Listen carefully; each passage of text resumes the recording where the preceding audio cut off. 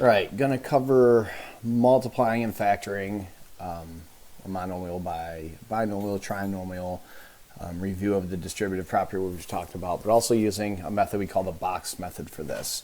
So this is going to be 9.2 part 1 of multiplying numbers. So if we remember the distributive property, everything on the outside is multiplied by each term on the inside. So 3 times x would be 3x, and 3 times 4 would be 12. So we are going to be taking this information, we're going to be using what's called a box method. So we would set this up with what's on the inside. And since there's 2 terms, however many terms we have in here, we're going to put that many boxes. This will be an x, this will be a positive 4, and then we're kind of use like a grid. So 3 times x would be 3x, 3 times 4 would be 12, and they're positive, so 3x plus 12. Prime numbers and prime factorization I'll cover when we get into the factoring portion. So right now we're just going to focus on this distributive property, but how we do it with a monomial to a trinomial. So remember, everything on the outside is multiplied by everything on the inside. So the first thing we're going to do is set up this box method. As you can see, I already kind of pre-drew the box. We have 3 terms by 1 term, so it's just a 1 by 3 box. The negative 4y squared is out here, the 5y to the 4th. We have the negative 3y squared. Remember, the signs directly to the left go with that term. And then we have a positive 2. So as we go through, we have to remember our multiplication rules and our exponent rules. We multiply the negative 4 by the 5, which gives us negative 20. And then multiplying exponents with the same base means we add the exponent. So 4 plus 2 would be 6. So that would be y to the 6th power. Negative 4 times negative 3, that would be a positive 12. And then y squared times y squared would be y to the 4th. And then negative 4 times 2 would be negative 8. And then there is no y there, so we just leave the y squared. And then we're going to write it out in this format. So you can see we have the negative 20. I add that plus there because it's a positive 12, and we're going to indicate that to show the spacing on our terms. All right, so here are 3 to try. You need to try these on your own or just follow along with the notes. So it's another 1 by 3. So I'm going to set up a box with 3 spaces. Give yourself as much space as you need. If you write small, you write big, either way. So I'm going to put the 4x out here. I'm going to put my 5x squared. I'm going to put my x here. And I'm going to put my 6 there. So now we multiply. 4 times 5 is 20. X, remember there's a little 1 there if it's not indicated. So 1 plus 2 is 3, so x to the 3rd.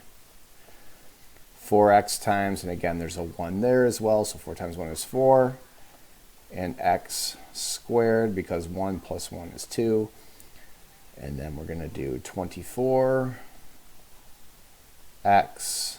for this one. Remember, 4 times 6 is 24. So as we write this out, we can write 20x to the 3rd plus 4x squared plus 24x.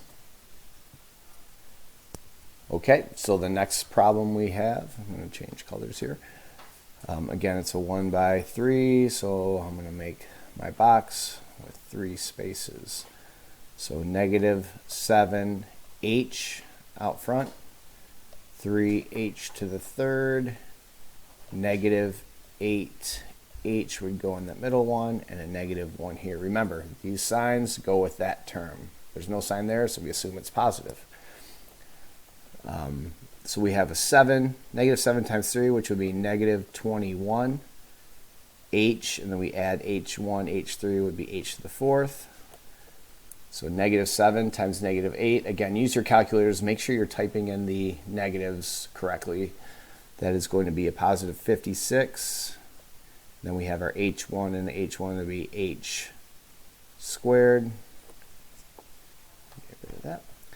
And then a negative 7 and a negative 1 would be a positive 7h.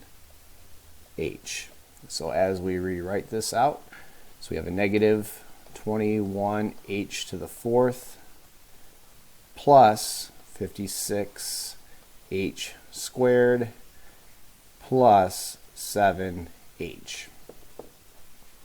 All right, go ahead and pause this and try the last one, and then unpause it and follow along with how I do. So I'm going to set up my box. Again, a 1x3 box. Give yourself as much space as needed. So we have 2x and x squared, negative 6x, 5. All right, so 2 times 1, which would be 2. X to the first, x to the second would be x to the third. 2 times negative 6 would be negative 12. X and x would be x squared. 2 times 5 would be 10. And we have just the 1x. So as we rewrite this problem in our final form, in standard form, 2x to the third minus 12x squared plus 10x. So that is how you multiply a monomial by a trinomial, or really a monomial by however many terms are in there. If it was 4 terms, we would just add an extra section in the box, an extra term, and continue to multiply those out.